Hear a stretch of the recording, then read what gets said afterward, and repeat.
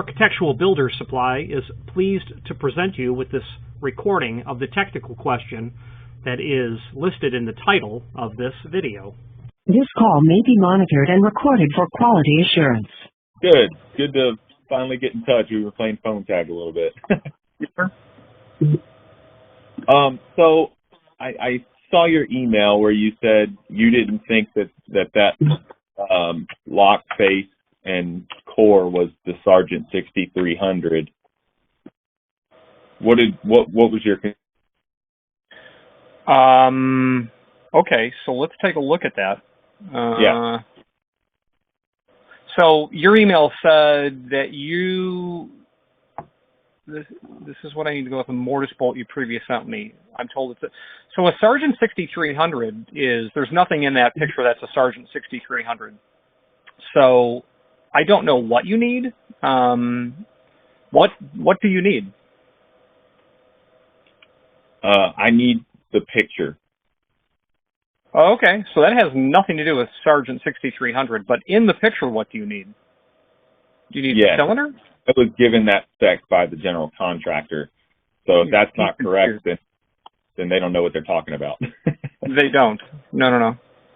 I mean, unless they're trying to say to you that you have to have a 6300. And no, we need that lock face on another door to match this. So in the photograph, you've got some lever trim there, and then you've got a cylinder with a cylinder collar. What out of that do you need? Cylinder. You need the cylinder? Yes. Okay. So what I'd have to know is what cam is on the back of it, and then also the length. It would be best to not guess at what that is. Is this something we had supplied you in the past? Because that finish looks unusual. No. So we had requested that you provide us with a Mortise Bolt. Yep. And another thumb turn, I believe. And they want to go with their original Baxter thumb turn that I had sent you a spec of earlier that you tried to source for me, but said it was like a 12-week lead time or something like that. But they found one on site. So we need to use the flush bolt or the Mortise Bolt that you sent me with the Baxter thumb turn to find a cylinder lock and collar that goes with it. Yeah, there wouldn't be any cylinder that would operate a Mortise Bolt. Probably the only thing that you could do is to put in a Mortise deadbolt, a small format Mortise deadbolt like the Schlage L460 series or Sargent's, whatever their part number is. And then we have the Mortise Bolt that you previously sent. And that was a Baldwin Mortise Bolt? Let's see if I can find what it was.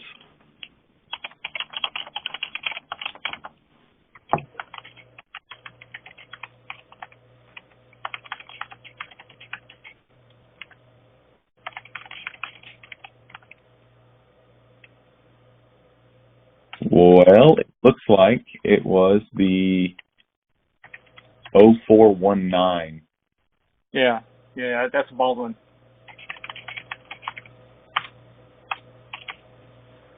Yeah, so there's no way to adapt a keyed cylinder to that. That's just a bolt that has an emergency release on the outside, most generally, and then a thumb turn on the inside. To put key access over it, you'd have to get rid of the 0419.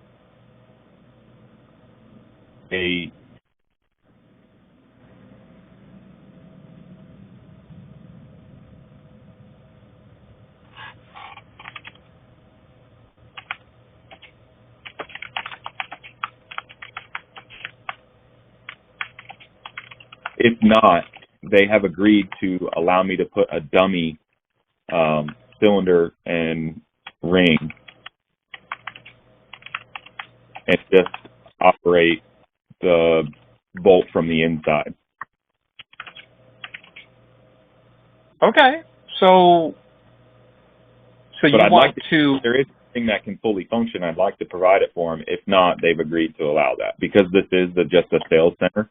It's not a active entry.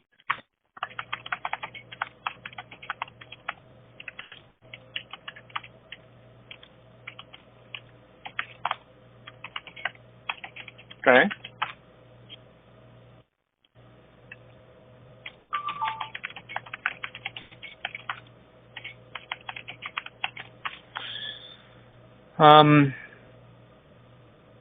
So you want to keep the 0419? I'd like, if there's a way to swap it out with something that's functioning based on what's already mortised in the door. If not, what's already mortised into the door? A representation of that picture or that exact door itself? No. What's in the door is the 0419. Okay. Yeah, and so the bottom line is you need to have some sort of locking bolt on the door that has key access. Correct. With that for the Baxter thumb turn. Okay. So the only thing that you can do, the 0419's got to go away. If you got to have key access, that's got to go away. So what you'll need to do is put a deadbolt on there that will obviously take a mortise cylinder and probably a mortise deadbolt like that Schlage L460 series. The issue is you've got to make sure the Baxter spindle size is going to work for the lock case you're going to use. Obviously, it would be easier if Baxter provided deadbolt bodies so that you know it'll work, and then all you need to do is produce a cylinder with the right cam on the back. That's really easy. So I can provide all of that with the exception of the Baxter thumb turn. If I know the size of the spindle, I can see if I can get someone like Accurate to make the hub accordingly. And then what you'd end up doing is simply remortising the entire door. And we'd also need to know the back set of where that 0419 is.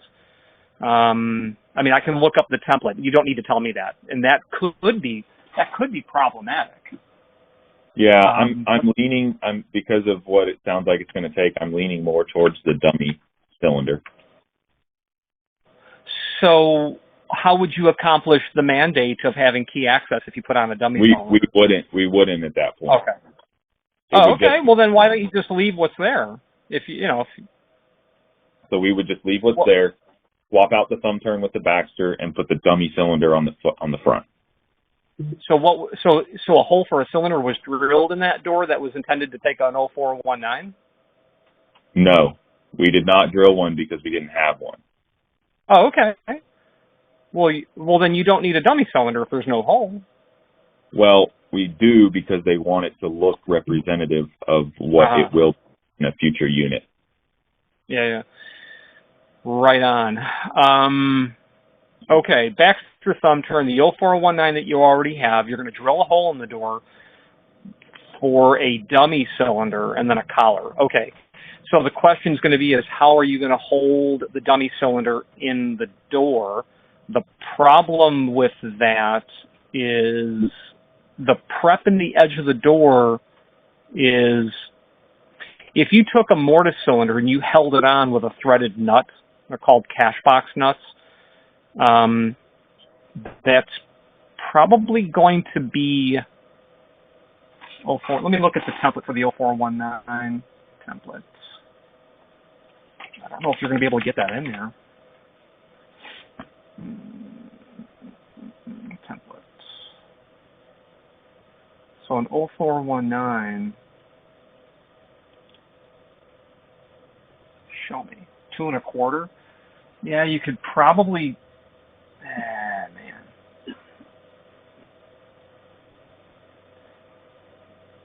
It's just not going to fit. Maybe. You'd have to really chisel out a large area to get the cash nut box in there. And then it'd be a question of how to hold it in. Well, you probably get your finger down through the hole that you'd have to drill.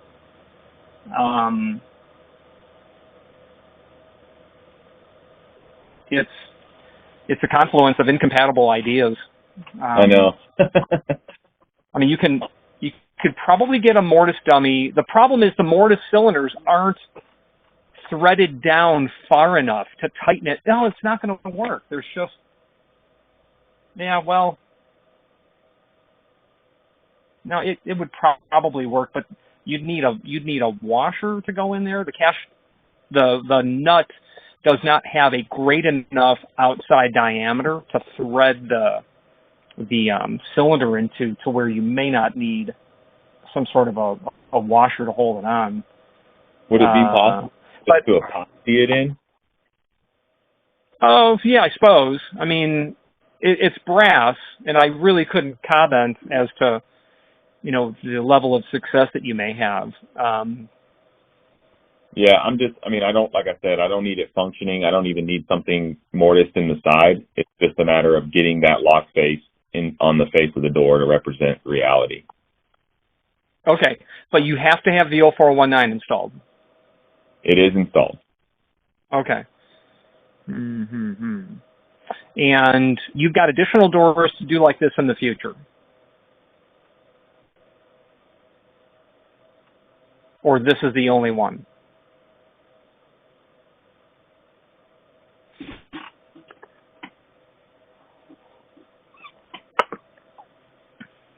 Is this the only one of these that you have to do?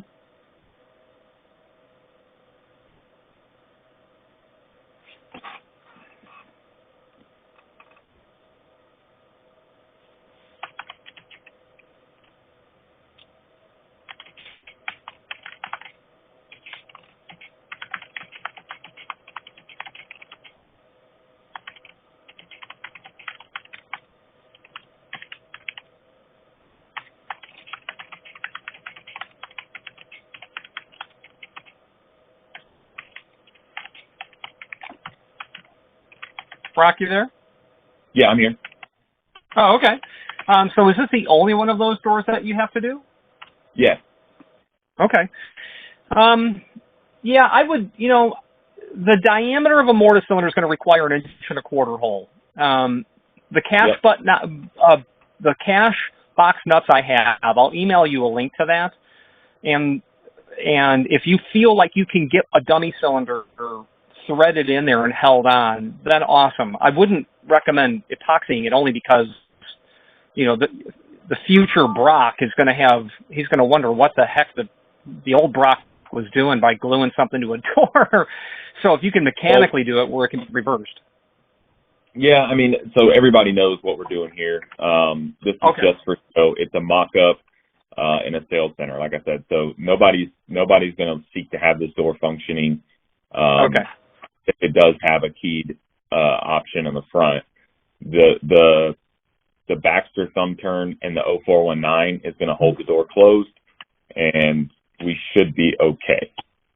So my thought is if we ran a bead of epoxy around the core and then put the ring over it, that'll kind of hold it all to it. Yeah. Okay, so I'll send you links to some items that we've discussed. Can you tell me what finish that's supposed to be there? It doesn't look like it's satin brass or satin bronze.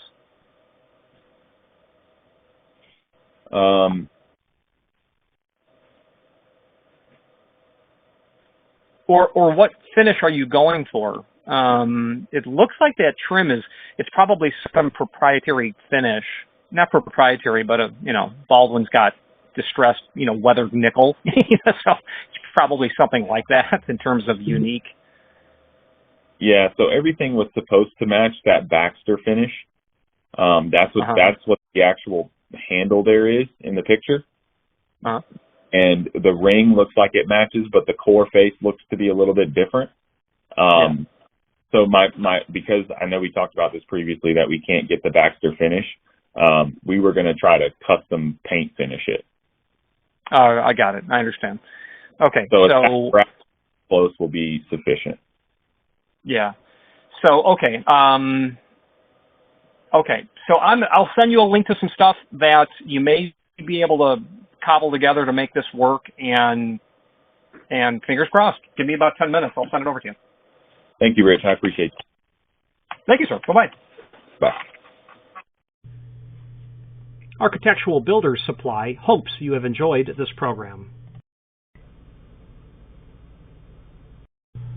Again, thank you for watching, and if you've enjoyed this video, please click thumbs up, please subscribe, and maybe even send the video to someone that you know. Thank you.